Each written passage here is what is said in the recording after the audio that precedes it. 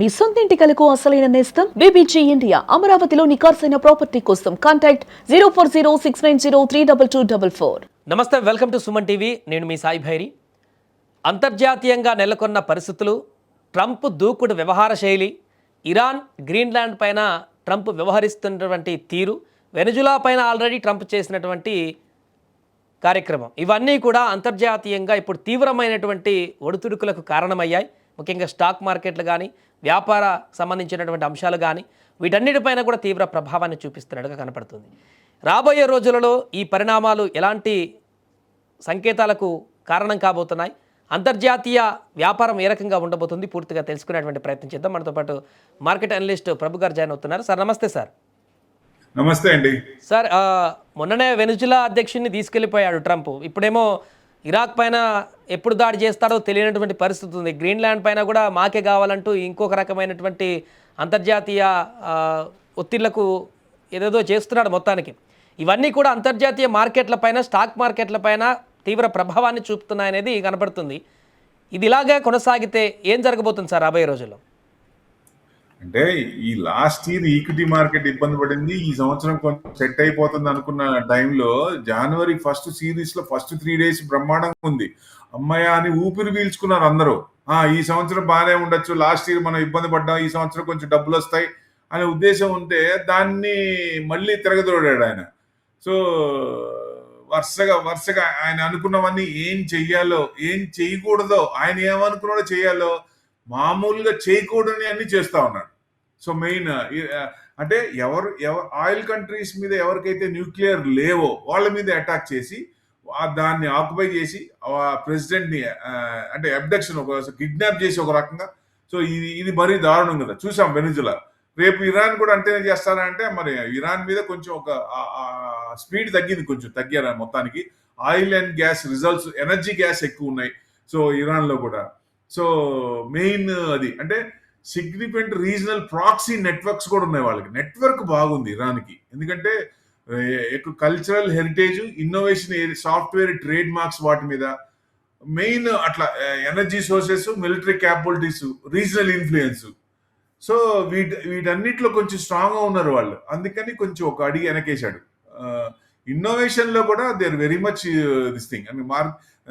అంటే ఏరియాస్ లో market capitalisation కానీ, ట్రేడ్ మార్క్స్ కానీ, సాఫ్ట్వేర్ స్పెండింగ్ లో కానీ, వీటిలో బాగా వాళ్ళు ఇది చేస్తారు. అందుకని కొంచెం హోల్డ్ గట్టిగానే ఉంది. వాళ్ళ హెరిటేజ్ కూడా, కల్చరల్ హెరిటేజ్ కూడా possess important historical and cultural assets. So అది మెయిన్ అనమాట. సో డెఫినెట్ గా వాళ్ళకి ప్రాక్సీ నెట్వర్క్స్ ఉన్నాయి, సపోర్ట్ బాగుంది, రీజనల్ ఇన్ఫ్లుయెన్స్ ఉంది. సో అందుకనే ఒక అడిగి వెనకేశాడు ఆయన. అంటే వీక్నెస్ చూస్తే వాళ్ళకి స్ట్రాంగ్ పాయింట్ ఇంకోటి చూస్తే డెట్ తక్కువ ఉందండి బాగా ఇరాన్కి. లో ఎక్స్టర్నల్ డెట్, అసలు బయట అప్పులు లేవు అసలు వాళ్ళకి. సో మెయిన్ వీక్నెస్ చూస్తే ఎకనామిక్ స్ట్రగుల్స్ డిఫరెంట్. అంటే వేరే అంటే ఎక్కువ ఇది ఎనర్జీ క్రైసిస్ కానీ, హైడ్రోకార్బన్ రెవెన్యూస్ మీద ఎగ్జాబరేటెడ్ శాంక్షన్స్, అదర్ కంట్రీస్ శాంక్షన్స్ పడ్డాయి, యుఎస్ శాంక్షన్స్ కానీ, ఇట్లాంటివన్నీ ఉన్నాయి. శాంక్షన్స్ అనేది బాగా ఇంటర్నేషనల్, యుఎస్ కానీ, EU కానీ వాళ్ళ మీద బాగా ఒత్తిడి చేశారు పాపం. హిండరింగ్ ఎకనామిక్ గ్రోత్ అనేది వాళ్ళు డెవలప్ కాకుండా ఉండటానికి, ఆయిల్ బావులు కూడా ఉండి డెవలప్ కాకపోవడానికి ఇది ఒక కారణం అనుకోవచ్చు. మిలిటరీ హార్డ్వేర్ అంటే conventional forces, especially air force, old అంటే దాని మీద జీడిపిలో దాన్ని ఇన్వెస్ట్మెంట్ చేసి దాన్ని ఎక్స్టెండ్ చేసుకోవటం, డెవలప్ చేసుకోవటం, లేటెస్ట్ టెక్నాలజీ ఇంప్లిమెంట్ చేయటం, అది లేదు అక్కడ. సో అది మెయిన్ దెబ్బతింది. And sustainable system. ఇప్పటికిప్పుడు ఇరాన్ పైన దాడి చేస్తే ఎలాంటి ప్రభావాలు ఉండే అవకాశం ఉంది సార్? మన దేశానికి ఏమన్నా ఎఫెక్ట్ పడేటువంటి అవకాశం ఉందా? అంటే ఇప్పుడు ఇమీడియట్ గా అంటే మనకి ఎఫెక్ట్ పడుతుంది కదా మనకి. అంటే ఆయిల్ కంట్రీ మన కొంత పర్సంటేజ్, ఎక్కువ పర్సంటేజ్ ఇరాన్ నుంచి తక్కువే ఉంది. కానీ వరల్డ్ చైనాకి కొంచెం ఎఫెక్ట్ బాగుంటుంది మెయిన్ అనమాట. వెనుజులా నుంచి కానీ, ఇరాన్ నుంచి కానీ మనం కూడా కొంచెం తీసుకుంటున్నాం, కొంచెం తక్కువ పర్సంటేజ్. ఎఫెక్ట్ కాకుండా ఉండదండి. ఇప్పుడు ఆయిల్ మీద డిపెండ్ అవుతున్నప్పుడు, ఆయిల్ మీద ఏదైనా క్రైసిస్ కానీ, అటాక్స్ కానీ ఇట్లాంటివి జరిగినప్పుడు డెఫినెట్ గా దాని ఎఫెక్ట్ పడుతుంది. ఏ కంట్రీ మీద పడుతుంది, పడకుండా ఉండదు. పూర్తిగా మనం డిపెండెంట్ ఆయిల్ మీద అయ్యాం. సో ఫ్యూచర్ లో కానీ మనం రావు. రెన్యూబుల్ ఎనర్జీకి వచ్చినప్పుడు కానీ మనకు మార్పు రాదు. ఫసల్ ఫ్యూయల్ నుంచి ఈవీస్ రావాలి, ఈవీస్ నుంచి రెన్యూబుల్ ఎనర్జీ రావాలి. అప్పుడు కదా మనకు వచ్చేది ఫ్యూచర్ లో. అది it takes a lot of time. So అప్పటిదాకా మనం అందుకనే రష్యా తక్కువ డాలర్స్ లో కొనుక్కున్న యుఎస్ వద్దన్నా కానీ మనం కొనుక్కున్నాం. ఈ పెద్దన్న పొజిషన్ లో ఉన్న వాళ్ళని కూడా మన పక్కనే పెట్టుకొని కూడా వాళ్ళు వద్దన్నా కానీ మనం కొనుక్కున్నాం. ఎందుకంటే మనకి డిపెండెంట్ మన అవసరార్థం. ఎందుకంటే నేషనల్ ఇంట్రెస్ట్ ఉంటేనే చేస్తాం, లేకపోతే చేయం. ఏ కంట్రీ కానీ అలా చేయాలి. అలా నేషనల్ ఇంట్రెస్ట్ లేకుండా స్వలాభం కోసం చేసిన కంట్రీస్ ఏమవుతున్నాయి మనకు కనపడుతూనే ఉన్నాయి కదా. సో డెఫినెట్ గా మన ప్రైమ్ మినిస్టర్ స్ట్రాంగ్ గా ఉన్నారు. It's fantastic. ఇలాంటి ప్రైమ్ మినిస్టర్ ఎక్కడా లేరు ఏ కంట్రీ కూడా. ఎందుకంటే ఎక్కడికి వెళ్ళినా రెడ్ కార్పెట్ కదా. సో డెఫినెట్ గా ఇలాంటి పొజిషన్స్ లో ఉన్నప్పుడు ఏంటంటే మనం కొంచెం ఏదైనా క్రైసిస్, ఆయిల్ క్రైసిస్ వచ్చినప్పుడు ఇబ్బంది పడతాం. కాకపోతే మనకు ఒక పాయింట్ ఉందండి, చెప్పుకోవాల్సిన పాయింట్ ఒకటి ఉంది. మనం ఆయిల్ పెరుగుతున్నప్పుడేమో పెట్రోల్ డీజిల్ పెంచుతున్నాం. ఇప్పుడు జనాల్లోంచి కూడా సపోర్ట్ రావాలంటే గవర్నమెంట్ కూడా ఒక పునరాలోచించాలి. తగ్గినప్పుడు ఎందుకు తగ్గియట్లేదు? మీరు $35 పెట్టి తక్కువ తీసుకున్నప్పుడు ఆ ప్రాఫిట్ అనేది ఎవరికి వెళ్తుంది? రిలయన్స్ ఇలాంటి కంపెనీస్ గా. అంటే జనానికి వద్దా డబ్బులు? జనానికి సపోర్ట్ వద్దా? ఇప్పుడు జనం దగ్గర ఆయిల్ మీద ఖర్చులు తగ్గితే ఆ ఇన్వెస్ట్మెంట్ అంతా మార్కెట్ లో వస్తుంది. ఎఫ్ఎంసీజీ సెక్టర్ బ్రహ్మాండంగా ఉంటుంది, రొటేషన్ అవుతుంది. మీరు పెరుగుతున్నప్పుడేమో పిండుతున్నారు, తగ్గుతున్నప్పుడు ఎందుకు తగ్గించట్లేదు? ఆ కోపం జనాల్లో ఉంది, 100% ఉంది. మరి అది చేయాలి కదా. అది చేయకుండా ఉన్నప్పుడు ఏ గవర్నమెంట్ మీద ఎంత చేసినా కానీ కొంచెం కోపం వస్తుంది. సో దయచేసి గవర్నమెంట్ కూడా ఇట్స్ హంబుల్ రిక్వెస్ట్, ఎట్టి పరిస్థితుల్లో ఆయిల్ $60-60 వచ్చినప్పుడు మనం ఎందుకు తగ్గిలేకపోయాం? వేరే కంట్రీలో చూస్తే ఎంత ఆయిల్ ఉంది, మనకి ఇక్కడ ఆయిల్ ఎంత ఉంది? ₹100 అబౌవ్ ఉంది. అరే ఎంత తగ్గినా కానీ తగ్గదే. పెరిగినప్పుడేమో విపరీతంగా పెంచుతామా? సో అది మెయిన్. అంటే మనకి జనాలకు కూడా, ఎందుకంటే only higher people are leverages they are enjoying. But అందరికీ రావాలి కదా, సపోర్ట్ రావాలి కదా. సిస్టమ్ బాగుండాలంటే టాప్ టు బాటమ్ అంతా రావాలి. కాబట్టి డెఫినెట్ గా గవర్నమెంట్ కూడా కొన్ని ఆలోచించి డెఫినెట్ గా ఒక ఆయిల్ ని దాన్ని తగ్గినప్పుడు కొంచెం ఇది చేస్తూ, ప్లస్ ఇన్వెస్టర్స్ కి ఇంత ఇబ్బంది పడుతున్నాం కదా. బడ్జెట్ వస్తుంది, బడ్జెట్ లో మీకు తీసేసిన దాన్ని మళ్ళీ పెట్టారు. ఏది? లాంగ్ టర్మ్ క్యాపిటల్ గెయిన్స్ అని షార్ట్ టర్మ్ క్యాపిటల్ గెయిన్స్. ఈసారి ఎట్టి పరిస్థితిలో లాంగ్ టర్మ్ కానీ షార్ట్ టర్మ్ కానీ ఎట్టి పరిస్థితిలో ఇన్వెస్టర్స్ కి బూస్ట్ ఇవ్వాలి. అప్పుడు వరల్డ్ మార్కెట్ ఎంత ఇబ్బంది పెట్టినా, వాళ్ళు ఎంత పడినా మనం పడే ఛాన్స్ లేదు. ఇప్పుడు కూడా మనం స్ట్రాంగ్ గా ఉన్నాం. వాళ్ళంత పడినప్పుడు మనం ఏం పడలేదే, కానీ వాళ్ళు పెరుగుతున్నప్పుడు మనం పెరగల. అది ఇంపార్టెంట్. ఎందుకు పెరగలేదు? ఆ ఎఫెక్ట్స్ మన మీద పడుతున్నాయి. ఆయిల్ మీద పూర్తిగా ఆధారపడ్డాం. దాని నుంచి బయటికి రావాలంటే it takes a time definite గా. అందుకనే మనం తక్కువలో ఉంటున్నాం. సో ఇరాన్ మీద వచ్చినప్పుడు ఎఫెక్ట్ పడుతుందండి, పడకుండా ఏముండదు ఎట్టి పరిస్థితుల్లో. ఇదే కాదు, మళ్ళీ నెక్స్ట్ ఆయన గ్రీన్లాండ్ మీద అంటారు కదా. అంటే గ్రీన్లాండ్ ఏంటి మెయిన్? ఆయన ఆలోచన ఏంటి? మెయిన్ గ్రీన్లాండ్ మీద చేస్తే మినరల్స్ ఉన్నాయి అక్కడ, మినరల్స్ ని ఆక్యుపై చేయాలి. ప్లస్ రూట్, ఎందుకంటే అంటే షిప్పింగ్ రూటు చాలా తగ్గుద్ది.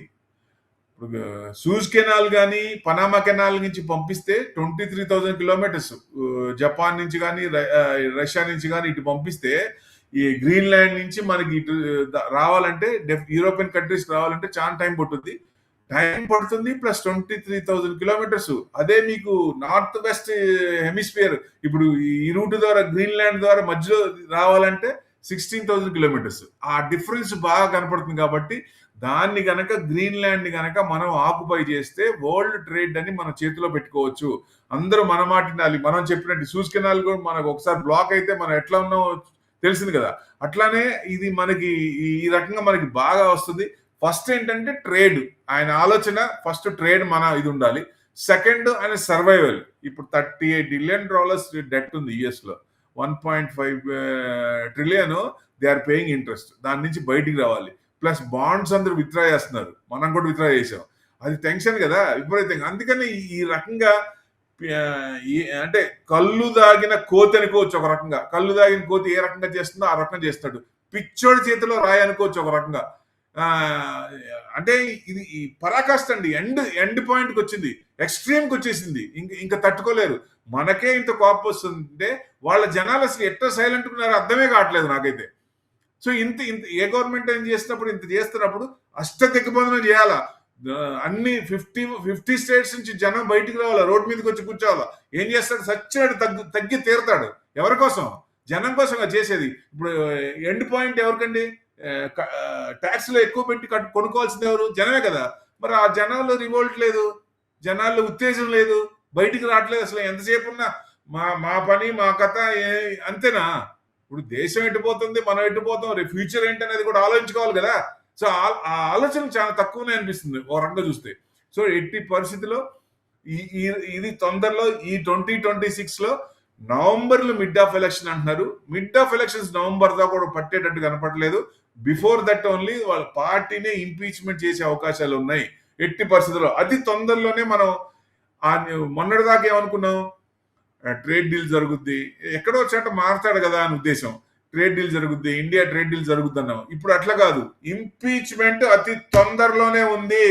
అతి తొందరలో దేశం వాళ్లే కాదు, మొత్తం వరల్డ్ మొత్తం చూస్తోంది. ఎంత త్వరగా తీస్తే అంత మంచిది అనుకోండి. ఎందుకంటే ఇబ్బందులు వాళ్ళ ఒక్కరికే కాదు, దేశం అన్ని కంట్రీస్ కి పెడుతున్నాడు కదా.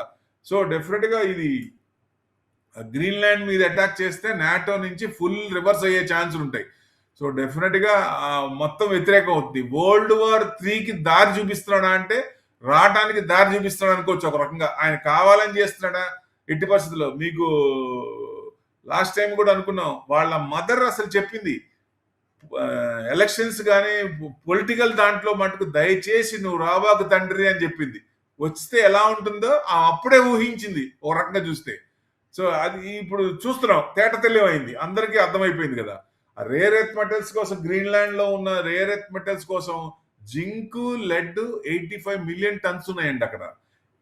ఐరన్ 1 to 2.5 బిలియన్ టన్స్ ఉన్నాయి. యురేనియం 593 మిలియన్ పౌండ్స్ అక్కడ ఉంది. సో ఆ వర్త్ ఆఫ్ ఇది అంటే రబ్బర్ అండ్ సఫైర్ జమ్స్ క్వాలిటీ అక్కడ దొరుకుతాయంట.